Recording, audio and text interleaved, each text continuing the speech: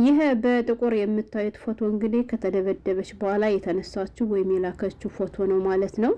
እንደምታዩት እንደዚህ በስራ ያስፈጋል። ከስራ በላይ ደግሞ እንግዲህ በዱላ እንደዚህ አድርጎ ፊቷ እስከሚበልዝ በጥፊ መቷታል ማለት ነው። በዚህ አጋጣሚ ችግር ያለበት ቤት ውስጥ የሚሰሩቶቼ በድብቅ ቪዲዮም ሆነ ሪከርድ ለማድረግ ሞክሩ። ምክንያቱም ለማስረጃ ይጠቅማቸዋልና አዲስ የመጣችሁ ቶቼ አልሰማንም አላየንም እንዳትሉ፣ በሷ ላይ የደረሰው ነገር እንዳይደርስባችሁ እባካችሁን ጥንቃቄ አድርጉ። አሰላሙ አለይኩም ወራህመቱላሂ ወበረካቱ። ክርስቲያን ወገኖቼ ሰላም ብያለሁ። እንዴት ናችሁ? እኔ ያለው አልሐምዱሊላህ ሸቃሪት ነኝ። ዛሬም በአዲስ ቪዲዮ መጥቻለሁ። አብራችሁኝ ቆዩ። ለቻናሉም አዲስ ከሆናችሁ ላይክ፣ ሰብስክራይብ በማድረግ ቤተሰብ ሁኑ።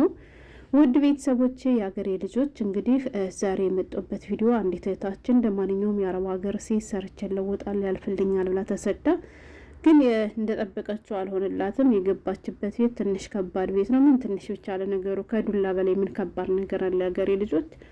እና መግቢያ ላይ እንዳያችኋት ልጅቷ ተደብድባ ፊቷ ሁላ አይኗ ሁሉ በልዟል ማለት ነው።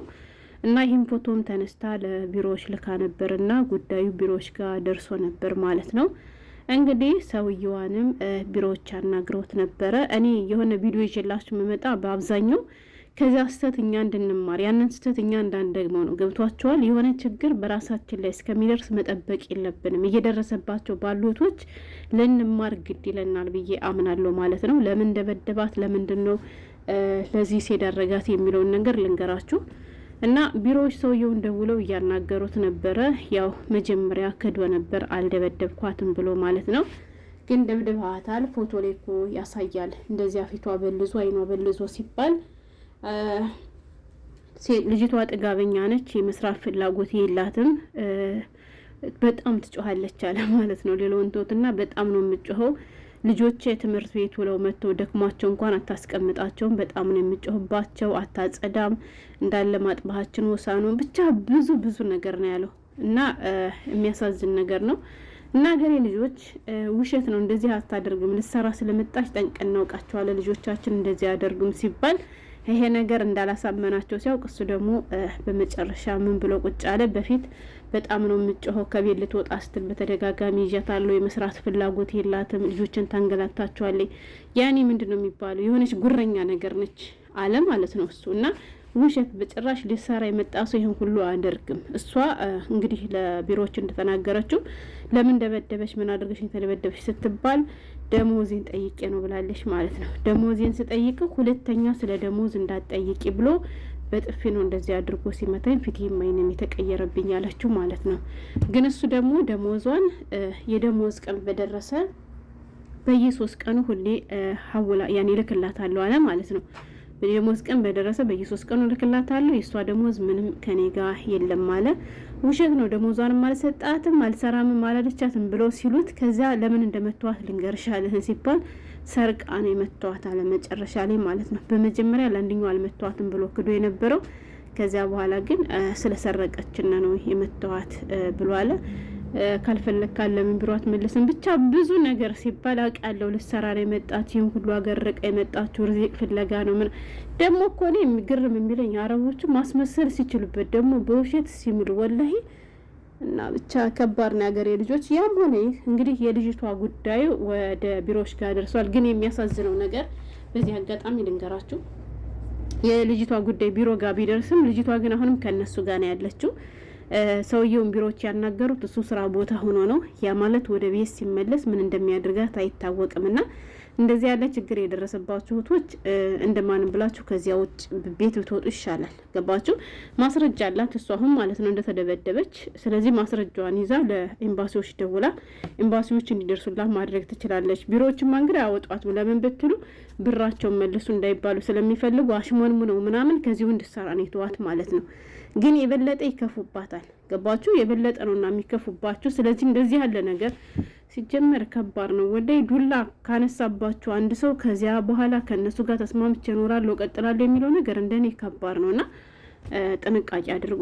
እንደዚህ ያለ ችግር ደርሶባችሁ ለሌላ አካል ካመለከታችሁ በኋላ ከዚያ ቤት ብትወጡ ይመረጣል። ሌላኛው ደግሞ የሀገሬ ልጆች በነገራችን ላይ አረቦች ፈሪዎች ናቸው። እሺ፣ ስለዚህ ስትመቱ ዝም ብላችሁ አትመቱ። ፊታችሁ እስከሚቀላ አይናችሁ እስከሚቀላ እንዴ አመቶ በጭቤ ቦጋችሁ ዝም ብላችሁ ልትወጉ ነው እንዴ? እጃችሁንም እግራችሁንም አንስታችሁ ለመፈራገጥ ሞክሩ። ወላሂ በጣም ፈሪዎች ናቸው። ዝም አትበሉሽ።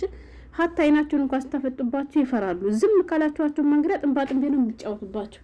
ከነሱ በላይ አሁን የሚጮሃለ ችግሯ ምንድነው ሲባል በጣም ነው የምጮኸው፣ አታጸዳ ማሰራም ከልጆች ላይ እየጮኸችብኝ አለ።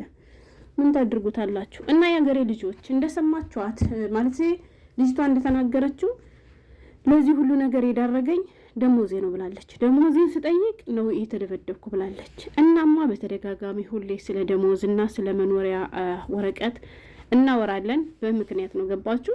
እና ደሞዛችሁን በገባችሁበት ቀን ወር ከሞላችሁ በቃ በዚያን ቀን ጠየቁ። ግን እኛ ኢትዮጵያኖች ይሉንታ የሚባል ነገር ስለሚያጠቃም ብዙዎቻችን እስኪ 3 ቀን ልቆይ፣ እስኪ ሳምንት ልቆይ፣ በቃ 2 ሳምንት ልቆይ፣ አይ ኻላስ አሁንም ወር እየደረሰ አይደለ በቃ የ2 ወር ባንዴ ጠይቃለሁ ባንዴ ይሰጡኛል ትሉና እናንተ በይሉንታ በመታለል ከዛ ከአንድ 2 ይጠራቀማል። እነሱ ደግሞ አንጦ ሲባሉ ከየት አምጥቶ ይሰጣሉ። በነገራችን ለአረብ የማይቸግሩ የሚመስላችሁ ቶች ካላችሁ ተሳስታችኋል። ችጋራሞች ናቸው።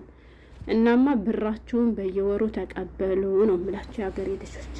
ሌላኛው ስለ መኖሪያ ወረቀት እንደዚህ ሳነሳ በጣም ብዙቶች ኮሜንት ላይ የምጽፉት ነገር አለ። 2 አመት ሊሆነኝ ነው፣ 1 አመት ሆነ የኔ ያልተሰራልኝ ምናምን የምትሉቶች አላችሁና እናንተ ሳታውቁ ተሰርቶ ሊሆን ይችላል። ብዙም አትጨናነቁ እሺ። እናንተ ሳታውቁ እንዴት ነው የሚሰራ?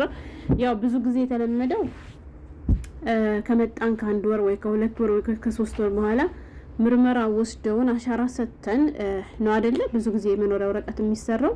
እና ብዙዎቻችሁ ደግሞ ያን ነገር ስላልተደረገላችሁ ብቻ የመኖሪያ ወረቀታችሁ ያልተሰራላችሁ የሚመስላችሁ አላችሁና እንደዛ አይደለም የሀገሬ ልጆች። አንዳንድ አረቦች ምን ያደርጋሉ መሰላችሁ? እኔ አሁን ሳውዲ ሂጅ ሳለ ምርመራ አልሄድኩም።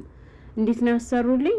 ከኢትዮጵያ እንደመጣው ወዲያውን ኢትዮጵያ በተመረመርኩት ሜዲካል የመኖሪያ ወረቀቴ ተሰራ ማለት ነው። ከዛ ግን 2 አመቴን ከጨረስኩ በኋላ ግን ድጋሚ ለማሳደስ ፈልግ ወስዶ አስመረመሩኝ ማለት ነው። ከዚህ ዱባይም እንደዚያ ነው።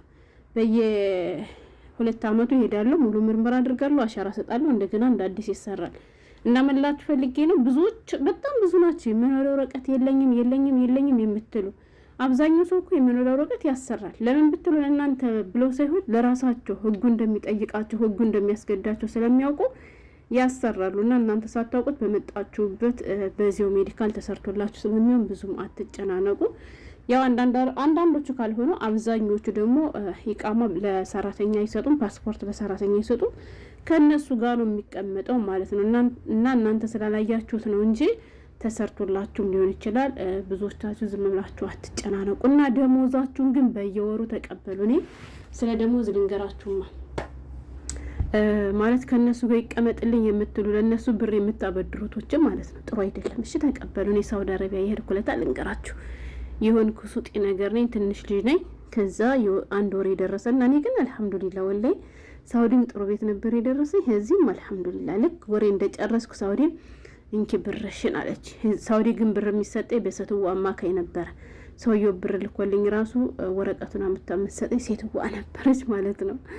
እና የ1 ወር ደረሰና እንኪ ብርሽን ሲለኝ ተዋልኩት። ሰውዬው እኮ ነው ለምን ሲለኝ ካንተ ጋር ይቀመጥልኝና ላክልኝ ስለተልክልኛለህ አልኩት ማለት ነው። እና አላህ ቆየው። ሰውየው ማሻአላህ ነው፣ በዲኑ በጣም ጠንካራ ነው።